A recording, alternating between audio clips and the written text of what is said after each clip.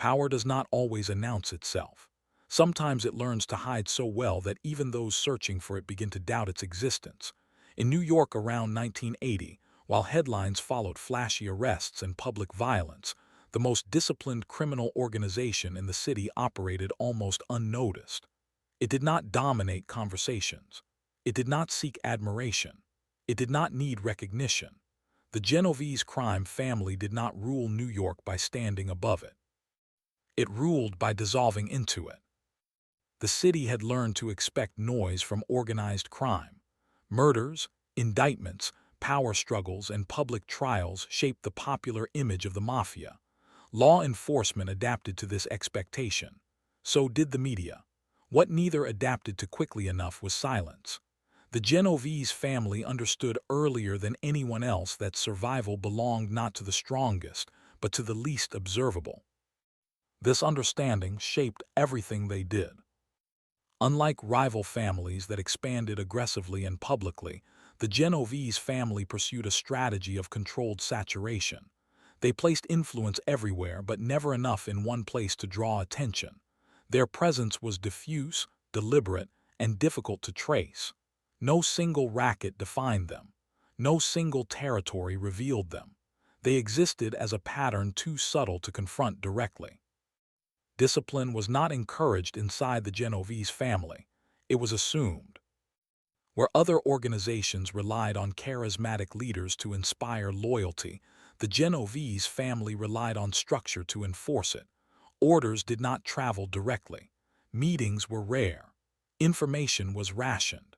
Members knew only what they needed to know, and often less than they wanted to know. Curiosity was treated as a liability. This culture did not develop accidentally. It was the result of decades of refinement under leaders who believed that secrecy was not a tactic, but a philosophy. By 1980, the official face of the family was Anthony "Fat Tony" Salerno. To law enforcement, Salerno appeared to be the boss, visible, influential, and vocal. This perception was not corrected because it was useful. Salerno absorbed attention like insulation absorbs heat. He spoke publicly, appeared in known locations, and fulfilled expectations of what leadership looked like. Meanwhile, the true center of gravity remained elsewhere. Vincent Chin, Gigant, did not rule loudly because he did not need to rule at all in the traditional sense. Authority inside the Genovese family was not theatrical, it was procedural. Gigant cultivated invisibility not merely through silence, but through misdirection so complete that it reshaped how investigators perceived reality. His public persona, confused, unstable, dismissed, was not performance for sympathy. It was camouflage for longevity. This deception worked because it aligned with the family's broader strategy. The Genovese organization did not want to be misunderstood as powerful. It wanted to be misunderstood as irrelevant. Their economic reach contradicted this appearance. By 1980, the family exerted influence over labor unions, trucking networks, waterfront operations, garment districts, gambling operations, and international smuggling routes. Yet none of these were monopolized so completely that investigators could point to dominance. Each operation was profitable enough to matter, but limited enough to blend. They understood a simple truth: concentration invites scrutiny. Violence within the Genovese family was rare not because it was avoided, but because it was precisely timed. Murders were not emotional responses. They were administrative corrections. When violence occurred, it resolved problems permanently and quietly. There were no internal wars, no public feuds, no symbolic displays. Conflict was treated as inefficiency. This approach insulated the family from one of organized crime's greatest weaknesses: internal instability. Where rival families fractured under ambition and ego, the Genovese family suppressed both through expectation. Advancement was slow. Recognition was minimal. Power was collective rather than personal. No individual mattered more than continuity. Law enforcement struggled to adapt to this model. Informants were rare. Those who considered cooperating often realized they lacked actionable information. Wiretaps produced fragments without context. Surveillance mapped movements without meaning. Even successful prosecutions failed to disrupt operations because leadership was never concentrated. The Genovese family did not react to arrests, it absorbed them. By 1980, investigators quietly acknowledged an uncomfortable reality. The Genovese family had achieved what every criminal organization sought but few attained: sustainability. Leadership transitions did not destabilize operations. Revenue did not depend on personality. Control did not require visibility. The organization functioned less like a gang and more like an institution. This made it uniquely dangerous. While other families attracted attention through dominance or decline, the Genovese family remained unchanged. Years passed without dramatic events. This was not stagnation. It was design. The family did not need to grow rapidly because it already occupied enough space. It did not need to expand because expansion created risk. Its ambition was measured in decades, not territory. In contrast to the Gambino family's visible peak, the Genovese family reached something quieter and more durable. It became permanent. Around 1980, if power was measured by survival, insulation, and control rather than headlines, no organization in New York rivaled the Genovese crime family. They were not the richest, but they were the hardest to reach. They were not the loudest, but they were the most stable. They did not dominate perception, but they dominated outcome. Their success created no spectacle, and that was the point. The Genovese family had learned how to exist in plain sight without being seen. And as long as that invisibility held, no force, criminal or governmental, could dismantle them entirely. This was not an empire built on fear. It was an empire built on restraint.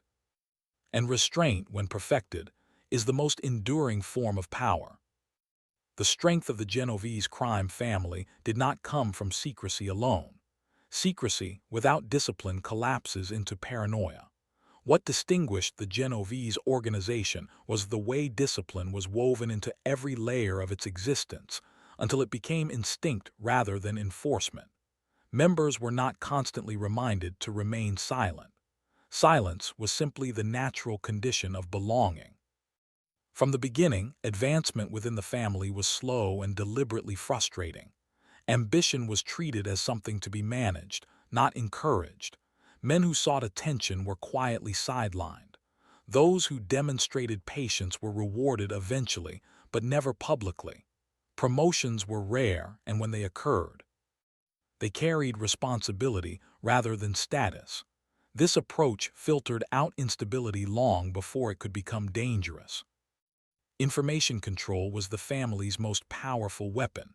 Knowledge moved in fragments, never as a whole. Orders were passed indirectly, often stripped of context. A member understood his role but rarely the broader design. This prevented betrayal not through loyalty alone, but through limitation. One could not expose what one did not fully know. This system also protected leadership. No single arrest could reveal structure because no individual possessed it. Even high-ranking members lacked comprehensive awareness. Leadership existed more as a function than a position, an ongoing process rather than a visible command. Meetings were minimized, and when they occurred, they were brief and purpose-driven. Social rituals that defined other families were quietly abandoned. Familiarity was considered dangerous. The Genovese family did not cultivate community, it cultivated efficiency. Relationships were professional, not personal. Emotional bonds were secondary to continuity. Vincent Gigant's role fit perfectly into this culture. His public image as unstable was not merely protective camouflage. It reinforced the internal understanding that authority did not need to look like authority. Gigant rarely gave direct orders. Decisions emerged through consensus and expectation rather than command. This made the family resilient. Removing a single figure would not collapse a system that did not depend on one.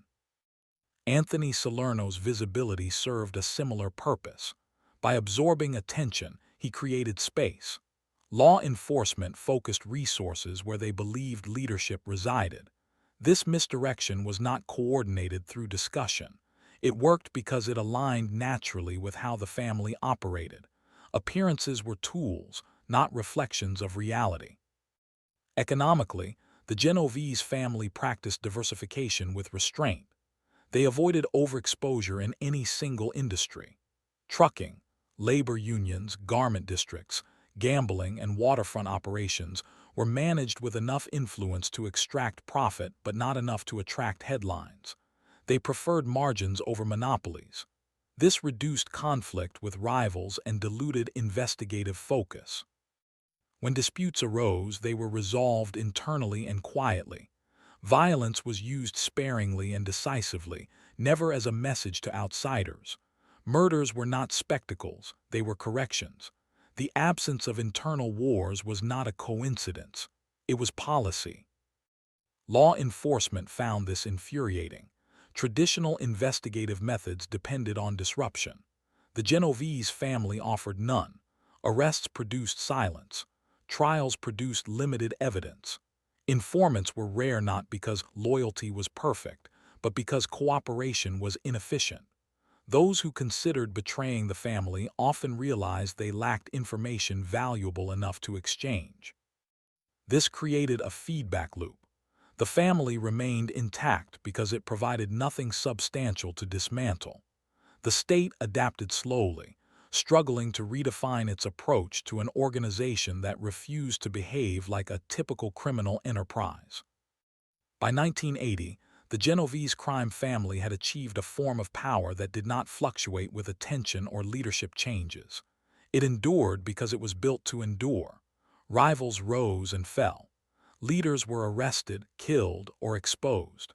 The Genovese family adjusted without reaction, continuing operations with minimal disruption. They did not dominate New York by appearing to control it. They dominated by ensuring they were never fully confronted. This discipline, sustained over decades, transformed the family into something closer to an institution than a gang. Its strength lay not in fear, but in predictability. Those who worked with or around it understood the boundaries without needing reminders. The rules were invisible, but they were absolute. The Genovese family did not seek to win history. It sought to outlast it. And by doing so, it quietly became the most resilient criminal organization New York had ever known. By the early 1980s, the Genovese crime family had reached a point where its greatest strength had become its defining characteristic. It was almost impossible to see. This invisibility did not mean inactivity. It meant that activity had been reduced to routine. Rackets operated with the regularity of legitimate businesses. Payments moved on schedule. Disputes were resolved before they escalated.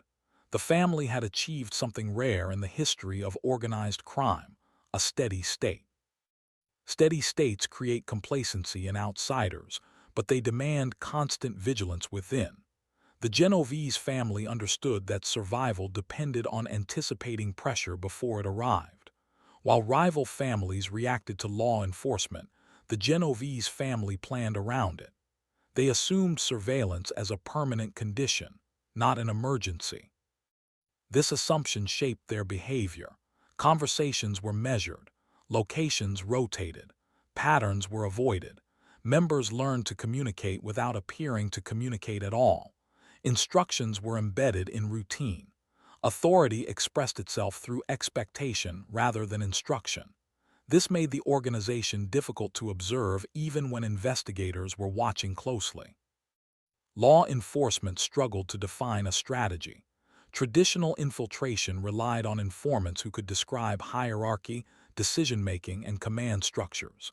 The Genovese family offered none of these in a recognizable form.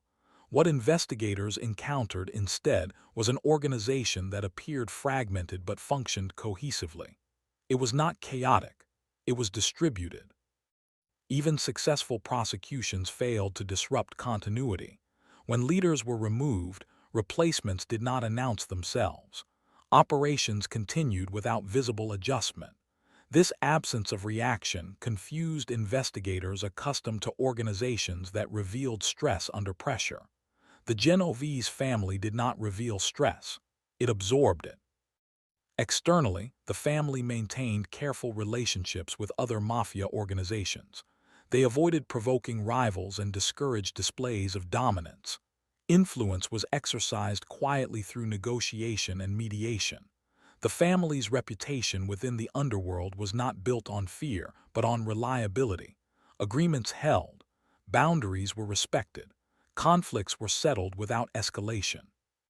This reputation granted the Genovese family a unique position. They were often consulted rather than challenged. Their opinions carried weight because they were predictable. In a criminal environment defined by volatility, predictability became authority. Internally, ambition was managed through patience. Advancement required time, restraint, and proof of reliability rather than aggression. Those who sought rapid elevation were marginalized. The family preferred men who could wait. Waiting filtered out risk. It also filtered out ego. This approach limited internal conflict but also produced emotional distance. Members were bound by function rather than fraternity. Loyalty was structural, not sentimental. This made betrayal less likely, but it also made attachment less intense. The Genovese family did not inspire devotion. It demanded compliance. Yet compliance proved sufficient. By remaining largely unchanged while others collapsed, the family demonstrated the durability of its model. Around 1980, as other organizations faced internal wars, high-profile assassinations, and increasing federal attention, the Genovese family remained operationally intact. It did not appear weakened because it never appeared at all. This invisibility delayed confrontation, but it could not prevent adaptation forever. Federal prosecutors were refining methods designed specifically for organizations that relied on fragmentation and silence. Long-term investigations sought to reconstruct patterns rather than statements. Financial analysis replaced confessions.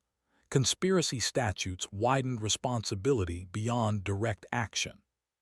The Genovese family recognized these shifts early and adjusted accordingly. Financial trails were minimized. Cash remained central. Legitimate fronts were used cautiously. The goal was not to eliminate exposure, but to ensure exposure never reached a critical mass. By the mid-1980s, the family faced increased pressure but not crisis. The system bent without breaking. Members were arrested, convicted, and imprisoned, yet operations continued. Leadership adapted quietly. Continuity remained intact. This resilience came at a cost. Growth slowed. Expansion was curtailed. Ambition was constrained. The family accepted these limitations because survival mattered more than dominance. They understood that the era of unchecked power was ending, and they adjusted before it collapsed around them. While the Gambino family's visibility ultimately accelerated its decline, the Genovese family's invisibility prolonged its relevance. It did not escape law enforcement entirely, but it delayed decisive blows long enough to preserve institutional memory and structure. By the time pressure intensified, the family had already internalized endurance as its primary objective. It no longer sought supremacy, it sought persistence. In this, the Genovese family redefined what success looked like in organized crime.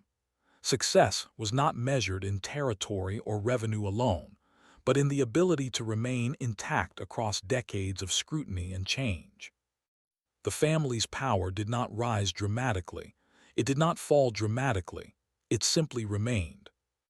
And in a world where attention destroys empires, remaining unseen was the ultimate achievement. The Genovese crime family did not end in a moment. It thinned, adjusted, and endured. That endurance was the final proof of how deeply its discipline had been internalized.